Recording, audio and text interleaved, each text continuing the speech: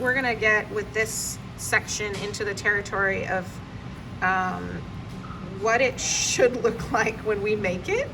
And so here we have coconut clusters. And this is one that we bought from our kitchen in Petoskey. You can see how that looks.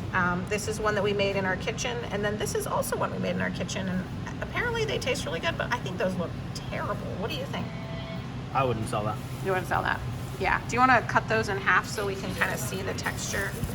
So my even though we're not, we'll see. I'm gonna make a prediction. Okay. That this is gonna cut really nicely. Okay. And when I cut this, it's gonna fall apart. Yeah. Why do you think that happened? Like, this chocolate was setting up as it was being scooped. oh, okay. So it was done too late in the round, or it wasn't scooped fast enough after it came out. So why don't you tell us as you're cutting this, like what you do and don't like about the aesthetics of It's color. There's no glossiness. You can see reflection Yeah. in the surface of this. Even though there's lots of texture there, you still see the reflection of the light. That's not reflecting anything. Yeah.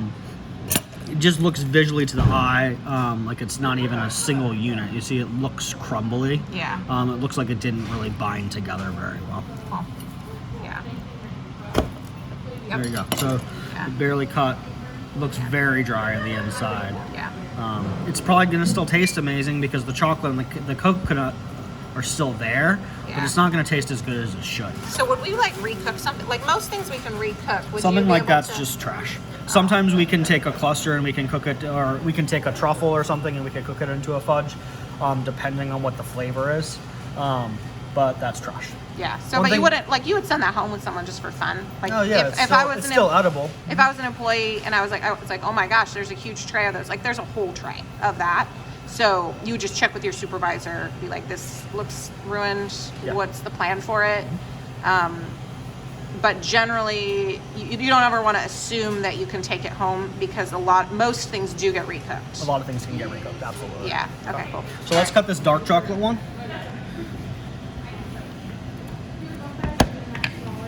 So you got a little bit of crumble, but you see how much cleaner that is of a cut. Yeah, and it's glossy. It's The difference, beautiful. it's even glossy on the inside. Yeah. There's just, it's a huge difference. It's between just those two. gorgeous. Yeah. Okay. Cool. And then this last one. This is from the. We just call it our other kitchen when we're talking to customers. But You can see that even. This is a really interesting thing because the chocolate up there is really beautiful, and it starts to look more like this back one down there. Interesting. Which is really interesting. But these, even the top of this, you can see it looks a little bit older. It looks like it's aged a little bit. Yeah. And so I wouldn't even really want to sell that. This is the only one on that row that I think is actually sellable. like just that you can take pride in. I can take pride. Yeah, and this is why I like this one right here is why I like to make our clusters, but it just requires a lot of work too. We have to be organized and fully well-staffed in order to maintain making our own Yep. for this. And even though this is still homemade, it's still made in our kitchen, it's just our other kitchen.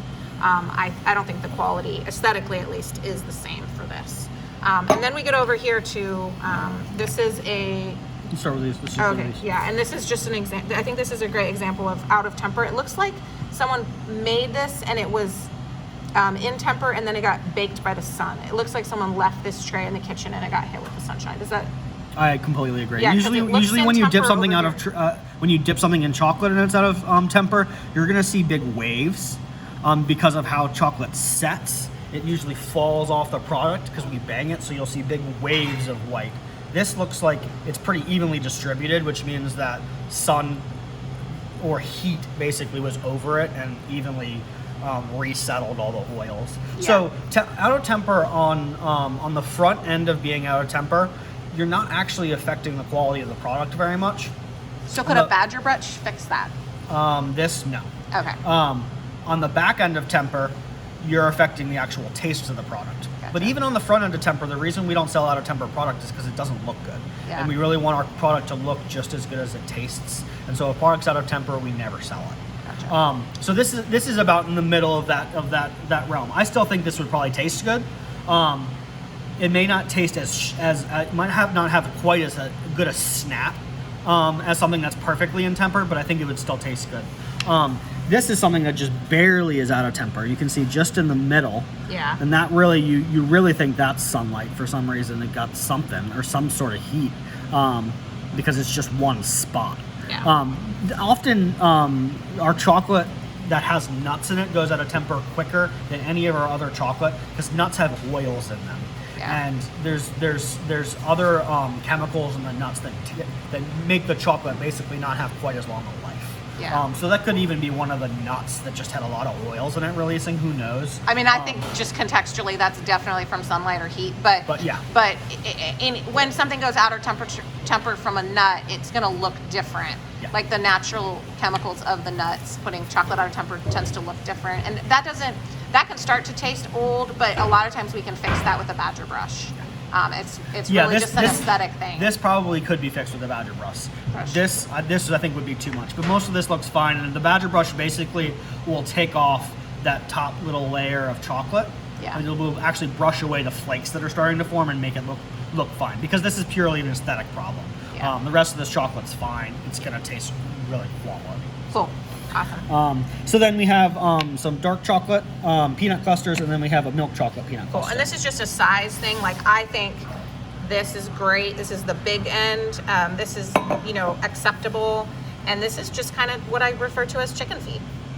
I think that's too small. I agree that this is too small. Yeah. I think our goal should be in between these two. I think this should be the top end of what we're looking at. Yeah. This is going to cost our customer about $3 Cool. For a cluster. And so, which when we started making them, you were like, "Oh my gosh, that's huge!" But I've only ever seen it make people happy. Absolutely. Like, people are like, And "Oh my so gosh, that's so beautiful." Cost is never the first thing we're concerned about. The first thing we're concerned about is making a really good product that tastes amazing and looks even better. And so this product checks both of those boxes for us completely. Okay. And so if it's a little bit more expensive, that's okay because we know it's an excellent product. Yeah. But by the nature of what clusters are, I have sort of a feeling limit of how much I would want to pay for a cluster. And so once we start passing that, I get nervous. And I think that's the upper end for me. Yeah. Laurel might have a little bit higher of an upper end because she knows how delicious these are. But this is still an excellent product. I absolutely think this size is perfect. And I think this is the best looking cluster on the entire board that we have here. So I think that's a good thing to shoot for. Yeah, I like that you talked about me in the third person. And Laurel. Yeah. Yeah. Because you're not here. Yeah. All Okay. right. So let's Cool. move on these to are barks. So So this is much more what a bark will look like. Usually they're about this size or even twice this big. Yeah, like this, I told them to cut this so that 2 rows could fit on a tray. And this is smaller. I would probably have even taller. Yeah, But this is beautiful. a beautiful piece of bark. You can see Yeah. all the chocolate in there is in temper. The peanut butter settled well. Peanut butter too can be out of temper because our peanut butter can be out of temper as well because it has a little bit of chocolate in it. Yeah. So it can look a little. It won't be quite like chocolate, but it'll be more misty. And this peanut butter is not misty at all.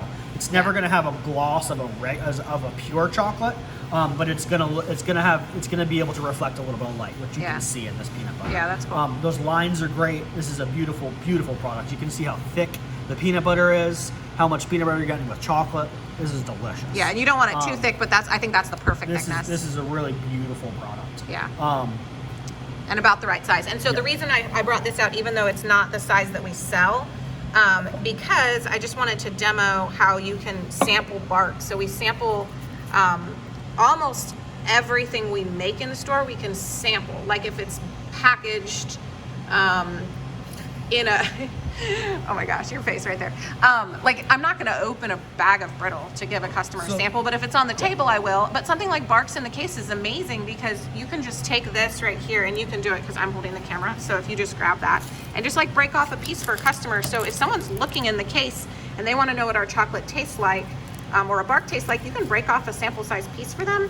We do have our gorgeous little mini bars for people to sample, but sometimes it's just a really fun experience to be like, oh yeah, do you want to try a sample of bark? It just takes that home and makes it really personal.